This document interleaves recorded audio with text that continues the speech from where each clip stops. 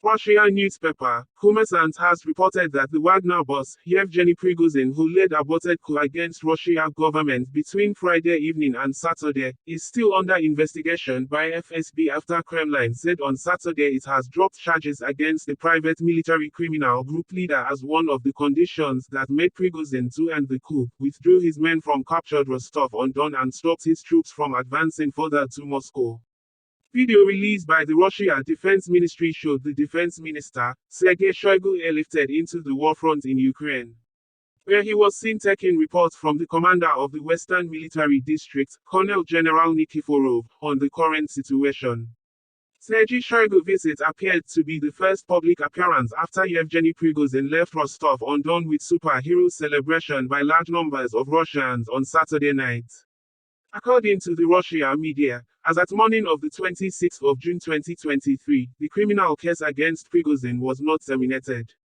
The criminal on the organization of an armed rebellion, Article 279 of Russian Criminal Code, the main person involved in which was the founder of the PMC, Wagner, Yevgeny Prigozhin, was not terminated and continues to be investigated by the investigator of the investigative department of the FSB of Russia, Kommersant reported.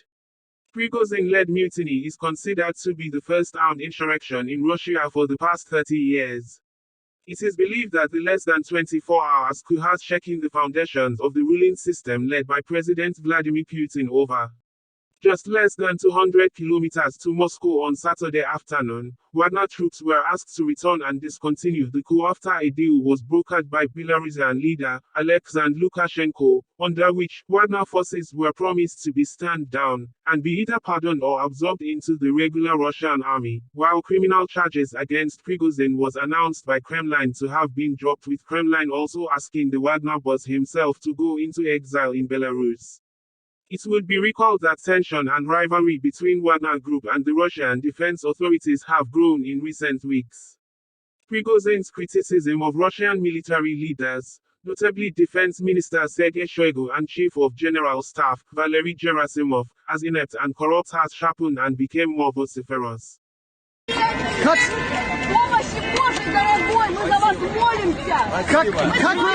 Как результат сегодня? Как результат сегодня? Результат сегодня. Результат нормальный. Нормально? Всех взбодрили. Счастливо. The short-lived coup, according to U.S. officials as reported by New York Times, Ukraine failed to take advantage of Prigozhin's rebellion on the battlefield. The U.S. officials said the Russian Federation did not have any holes in the defense that could be exploited. Prigozhin's march did not result in any Russian units leaving their positions in southern or eastern Ukraine on Friday or Saturday to come to Moscow's defense, U.S. officials said. While there was a crisis in the Russian Federation, there was no lull in the NVO zone. Before dawn on Saturday, Russian troops fired more than 50 missiles at Ukraine, the newspaper notes. Anton Gerashchenko, advisor to Ukraine Minister of Internal Affairs, highlighted some possible outcomes of the Friday-Saturday coup attempt in Russia. The highlight reads in quotes. 1. In Wagner PMC, a split has reportedly started between those who felt used and those who remained loyal to Prigozhin after the failed rebellion. 2. Combat pilots reportedly quit Wagner PMC due to their disagreement with the way planes and helicopters of the Russian aerospace forces were destroyed yesterday. 3. A vertical of power has collapsed. No one in Russia can feel safe anymore. Neither officials, nor oligarchs, nor FSB officers who used to think they were the rulers of life. Putin stopped holding a monopoly on violence in Russia yesterday. It was proven that factions with more weapons and determination decide everything. 4. Russia might be facing a bloody war, not a civil war, but a war of clans, armed groups and private armies, Chechens, Prigozhin's supporters, armed mercenaries, who will separate from Prigozhin or other PMCs and be hired by local clans for protection from invading outsiders. All large business and oligarchs will probably create, if they haven't already, private armies, as Gazprom has already done to protect itself. Conflicts and redistribution of property will be resolved by force. It will be the new 90s but far worse, resembling the Mad Max style and genre of an anti-utopia action movie. 5. The Russian army, it seems, has de facto ceased to exist as a united structure. Soldiers and officers sitting in trenches in the massacre unleashed by Putin probably finally realized yesterday the utter pointlessness of the war against Ukraine, against the background of the fact that a group of criminals in the rear can pass 600 kilometers in a day, sweeping away everything in their path and then be amnested after killing pilots and civilians. 6. Ukraine is a few steps closer to fully restoring its territorial integrity, including Crimea. 7. What a pity that the circus did not end with the self-destruction of Putin's regime and Prigozhin faction.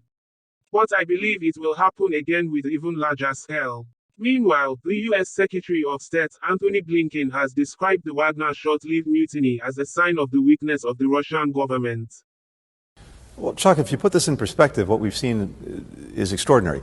Think about it this way. 16 months ago, Russian forces were on the doorstep of Kyiv in Ukraine, believing they would take the capital in a matter of days and erase the country from the map as an independent country. Now, what we've seen is Russia having to defend Moscow, its capital, against mercenaries of its own making. So in and of itself, that's extraordinary. And in so doing, we've also seen rise to the surface profound questions about the very premises for this Russian aggression against Ukraine that Prigozhin surfaced very publicly, as well as a direct challenge to Putin's authority. So I think we've seen more cracks emerge in the Russian facade. It is too soon to tell exactly where they go and when they get there. But certainly we have all sorts of new questions that Putin is going to have to address in the weeks and months ahead. We have witnessed a large number of cracks in the Russian facade, he said. He believes that Yevgeny Prigozhin issued a direct challenge to Putin's power, and Russia had to defend Moscow from mercenaries.